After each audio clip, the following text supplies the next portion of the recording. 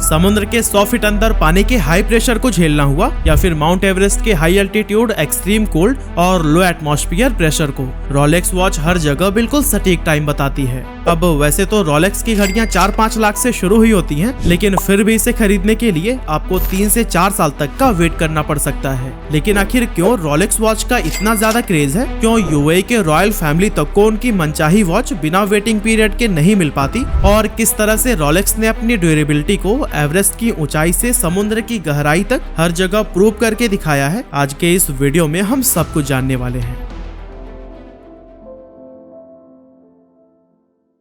तो दोस्तों, रोलेक्स की कहानी स्टार्ट होती है 1905 से, जब हैंस विल्सडोर्फ और अल्फ्रेड डेविस ने मिलकर लंदन में विल्सडोर्फ एंड डेविस नाम के कंपनी की शुरुआत की। यहाँ पर वो रिस्ट वॉच बनाकर ज्वेलर्स को बेचते थे। इसके बाद से ज्वेलर्स उन घड़ी के डायल्स पर अपना नाम लगाकर कस्टमर्स को सेल कर देते। एक्चुअली उस समय रिस्ट वॉच टाइम देखने के लिए इस्तेमाल नहीं की जाती थी, क्योंकि उसकी एक्यूरेसी उतनी अच्छी नहीं थी जितनी की पॉकेट वॉच की होती थी। लेकिन पॉकेट वॉच के साथ समस्या यह थी कि यह पानी पड़ने पर खराब हो जाती थी, या फिर अगर आप ज्यादा ऊंचाई पर चले गए तो फिर यहाँ भी यह घड़ी काम करना बंद कर देती। लेकिन इन कमियों के बावजूद इसे वाइडली यूज किया जाता था, क्योंकि उस समय तक टाइम देखने का और कोई दूसरा ऑप्शन ही नहीं था। वैसे अब अगर वापस से रिस्ट वॉच पर आए तो इसे उस टाइम के बड़े बड़े रईस लोग एक ज्वेलरी पीस की तरह पहना करते थे। लेकिन फिर हैंस विल्सडोर्फ ने देखा कि टाइम देखने के लिए रिस्ट वॉच पॉकेट वॉच से कहीं ज्यादा कन्वीनियंट है, तो क्यों ना इसके टाइम को ही इतना परफेक्ट बना दिया जाए कि ये सिर्फ एक ज्वेलरी पीस की तरह नहीं बल्कि एक्यूरेट टाइम पता करने के लिए भी इस्तेमाल की जा सके।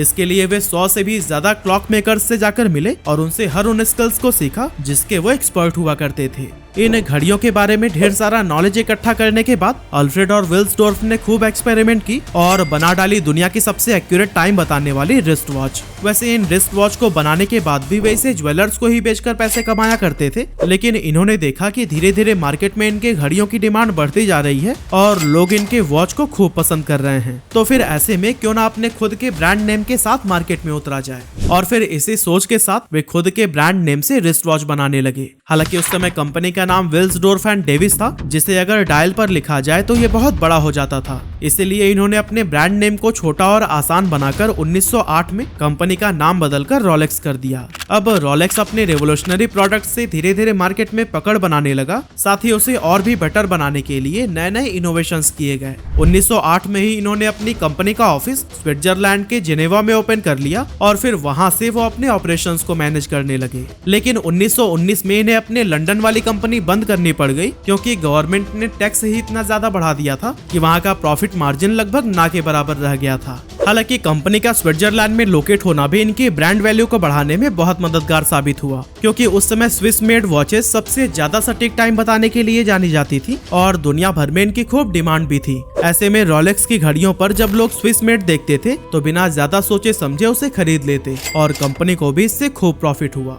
अब रोलेक्स का मकसद सिर्फ टाइम एक्यूरेसी को ही मेंटेन करना नहीं था, बल्कि वो एक ऐसी घड़ी भी बनाना चाहते थे जो बाहरी फैक्टर्स जैसे पानी, डस्ट या फिर बाकी के एनवायरमेंटल फैक्टर से कभी खराब ना हो। इसीलिए उन्होंने काफी मेहनत और एक्सपेरिमेंट के बाद 1926 में रोलेक्स ओएस्टर नाम की एक घड़ी लॉन्च की, जो कि पूरी दुनिया की पहली वाटरप्रूफ वॉच थी। वाटरप्रूफ घड़ी उस समय एक बहुत बड़ा इनोवेशन था, लेकिन ये सक्सेसफुल तभी हो पाता जब ज्यादा से ज्यादा लोग इसके बारे में अवेयर हो। अब अगर न्यूज़पेपर या फिर मैगजीन में ऐड भी दे दिया जाए तो लोगों को यह कैसे यकीन होगा कि ये वॉच सच में वाटर या फिर डस्ट प्रूफ है। इसी बात को ही समझते हुए हैंस विल्सडोर्फ ने इवेंट मार्केटिंग का सहारा लिया। वीडियो में हम आगे देखने वाले हैं कि कैसे स्विमर्स और माउंट एवरेस्ट क्लाइंबर्स की मदद से रोलेक्स ने अपनी ड्यूरेबिलिटी को प्रूव किया और फ्री में एडवर्टीजमेंट की। दोस्तों, वो ऐसा दौर था जब हर खेल में वर्ल्ड रिकॉर्ड्स बनाए जाते थे। पूरी दुनिया और मीडिया की नजर उन्हीं खेलों पर टिकी रहती थी और अगले दिन न्यूज़पेपर में उसी से रिलेटेड न्यूज ही टॉप पर हुआ करती थी।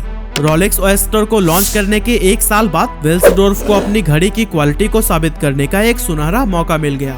एक्चुअली 7 अक्टूबर 1927 को मर्सिडीज ग्लिटर्स नाम की एक स्विमर वर्ल्ड रिकॉर्ड बनाने जा रही थी। इसके लिए उन्हें 34 किलोमीटर लंबे इंग्लिश चैनल को तैरकर क्रॉस करते हुए इंग्लैंड से फ्रांस तक पहुंचना था। इस मौके पर रोलेक्स ने स्विमिंग के दौरान टाइम को कैलकुलेट करने के लिए अपनी वाटरप्रूफ घड़ी ऑफर की, जिसे ग्लिटर्स ने एक रेशम के रिबन में बांधकर अपने गले में पहन लिया। उन्होंने सुबह 7:30 बजे से करना शुरू किया और लगातार 10 घंटे तक तैरकर शाम से पहले ही फ्रांस पहुंच गई और उस समय घड़ी की एक्यूरेसी में 1 सेकंड का भी फर्क नहीं आया था। ये वर्ल्ड रिकॉर्ड सिर्फ ग्लिटर्स के लिए ही नहीं बल्कि रोलेक्स के लिए भी बहुत बड़ी जीत साबित हुई, क्योंकि खारे पानी, ठंड, फोर्स और कई तरह के एनवायरमेंटल फैक्टर्स में एक्सपोज होने के बाद भी रोलेक्स ऑयस्टर बिल्कुल बेहतर कंडीशन में थी। ये पूरी दुनिया के सामने उसकी ड्यूरेबिलिटी और वाटरप्रूफ कैपेबिलिटीज को साबित कर रहा था। इसके बाद से ग्लिटर्स के साथ रोलेक्स ऑयस्टर के भी खूब फोटोज छपी और इस वॉच की अखबारों में जमकर तारीफ की गई, जिससे कि कंपनी का मुफ्त में ही एडवर्टीजमेंट हो गया।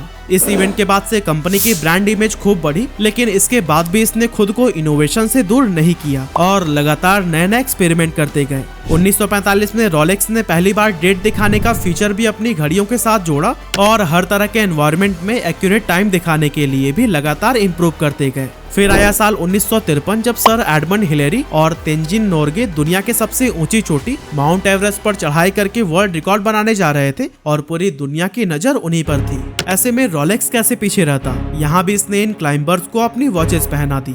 सर एडमंड हिलेरी और तेंजिन नोर्गे दुनिया के पहले क्लाइंबर्स बने जिन्होंने माउंट एवरेस्ट पर चढ़ने का वर्ल्ड रिकॉर्ड अपने नाम किया, और इनके साथ साथ रोलेक्स का नाम भी खूब फेमस हुआ, क्योंकि इस कंपनी की वॉच ने हाई एल्टीट्यूड, एक्सट्रीम कोल्ड और लो एटमॉस्फेयर प्रेशर में भी बिल्कुल सटीक टाइम बताया था। इस तरह के इवेंट से कंपनी को खूब सक्सेस मिली और बहुत ही तेजी से रोलेक्स खुद की एक यूनिक ब्रांड इमेज डेवलप करने में कामयाब हो गई। कभी ये कार रेसिंग के जरिए अपनी एडवर्टीजमेंट करा लेते तो कभी स्काई डाइविंग के जरिए। ये लगभग हर उस इवेंट में शामिल होते थे जिस पर लाखों लोगों की नजर होती थी। इतना ही नहीं, 1960 में पनडुब्बी की मदद से इस घड़ी को समुद्र के 100 फीट अंदर भेजा गया और हैरानी की बात यह है कि वहाँ पर पानी का हाई प्रेशर होने के बाद भी घड़ी बिल्कुल सही तरीके से काम कर रही थी।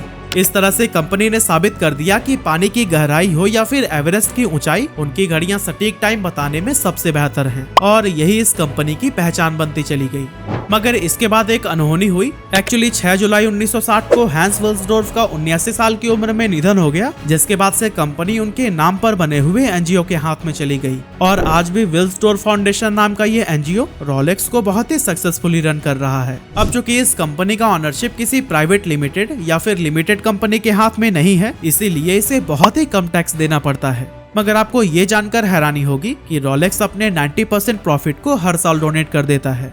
वैसे देखा जाए तो हैंस विल्सडोर्फ के जाने के बाद भी रोलेक्स की पॉपुलैरिटी या ब्रांड इमेज पर किसी तरह का इम्पैक्ट नहीं पड़ा और अब भी यह लोगों के बीच एक खास पहचान बनाए हुए था। अब कंपनी बेसिकली अपने वॉच के लिए इलाइट क्लास को टारगेट कर रही थी, इसीलिए वो उन गेम्स को स्पॉन्सर करने लगी जिसे देखने के लिए बहुत सारे रईस लोग जमा होते थे, जैसे कि पोलो, हॉर्स राइडिंग या फिर गोल्फ। लेकिन बदलते वक्त के साथ एक पावरफुल मार्केटिंग का तरीका भी फेड ऑफ होने लगता है। इस बात को रोलेक्स बहुत अच्छे से समझता था, इसीलिए वो अपनी घड़ियों को सिर्फ टाइम देखने की मशीन की तरह ही नहीं बल्कि एक इमोशन और सक्सेस से जोड़कर प्रमोट करने लगा। जैसे कि अगर आप अपनी लाइफ में कुछ बड़ा अचीव कर रहे हैं तो आप रोलेक्स के हकदार हैं, और ये सिर्फ एक घड़ी नहीं है बल्कि आपकी सफलता का एक मेडल है जो आपकी हथेली पर सजा है। रोलेक्स ने एक और कमाल की मार्केटिंग स्ट्रैटेजी अपनाई और वो है लिमिटेड सप्लाई स्ट्रैटेजी। ये स्ट्रैटेजी कंपनीज अपनी ब्रांड को रेप्यूटेड दिखाने के लिए अप्लाई करती हैं। अब रोलेक्स को रियलाइज हुआ कि जिस भी कंपनी के प्रोडक्ट मार्केट में बहुत ज्यादा मौजूद हैं, उनकी ब्रांड वैल्यू लो होती जा रही है, क्योंकि ये कस्टमर्स के बीच बहुत ही इजिली अवेलेबल हैं। लेकिन अगर डिमांड ज्यादा हो और सप्लाई कम तो फिर ब्रांड वैल्यू को बहुत ही ज्यादा इंक्रीज किया जा सकता है। इसी स्ट्रैटेजी पर काम करते हुए रोलेक्स ने अपनी वॉचेस को बहुत ही लिमिटेड शॉप पर अवेलेबल कराया और वहां भी आपको घड़ी ऑर्डर देने के कई साल बाद ही रिसीव होगी, और वो भी ऑर्डर प्राइस पर नहीं बल्कि उस टाइम के मार्केट प्राइस पर। साथ ही आपको जानकर हैरानी होगी कि यूएई में मौजूद दुनिया के सबसे बड़े रोलेक्स डीलर का कहना है कि रॉयल फैमिली तक को भी उनकी मनचाही रोलेक्स घड़ियां बिना वेटिंग पीरियड के नहीं मिल पाती हैं। अब दोस्तों, एक तो ये आसानी से मिलती नहीं है, ऊपर से अगर आप एक से ज्यादा ऑर्डर करना चाहें तो वो भी नहीं हो सकता। साथ ही ऑनलाइन खरीदना तो भूल ही जाइए, क्योंकि किसी भी प्लेटफॉर्म पर आपको ओरिजिनल रोलेक्स वॉच मिल ही नहीं सकती। और दोस्तों, इन्हीं सभी रीजंस ने लोगों के बीच इसका क्रेज और भी ज्यादा बढ़ा दिया है। मगर सिर्फ लिमिटेड सप्लाई स्ट्रैटेजी ही इकलौती स्ट्रैटेजी नहीं है जिसने रोलेक्स को ऊंचाइयों तक पहुंचाया, बल्कि घड़ियों की क्वालिटी भी इसे सक्सेस दिलाने में इंपॉर्टेंट रोल निभाती है, क्योंकि रोलेक्स की हर एक घड़ी को बनाने में क्वालिटी का बहुत ही ज्यादा ध्यान रखा जाता है। रोलेक्स में इस्तेमाल किए जाने वाले मटेरियल्स भी काफी एक्सपेंसिव होते हैं, क्योंकि इनमें 940L स्टील का इस्तेमाल किया जाता है, जबकि मार्केट में मौजूद बाकी की घड़ियों में 316L स्टील यूज होती है। तो दोस्तों यही सब रीजंस है कि लोगों के बीच रोलेक्स को लेकर खूब पॉपुलैरिटी देखने को मिलती है और हर एक बीतते दिन के साथ इसकी डिमांड लगातार बढ़ती जा रही है। रोलेक्स हर साल लगभग 10 लाख यूनिट्स बेचकर 80,000 करोड़ रुपए का रेवेन्यू जनरेट कर रहा है और आज इस ब्रांड के सामने कोई भी नहीं टिक पाता।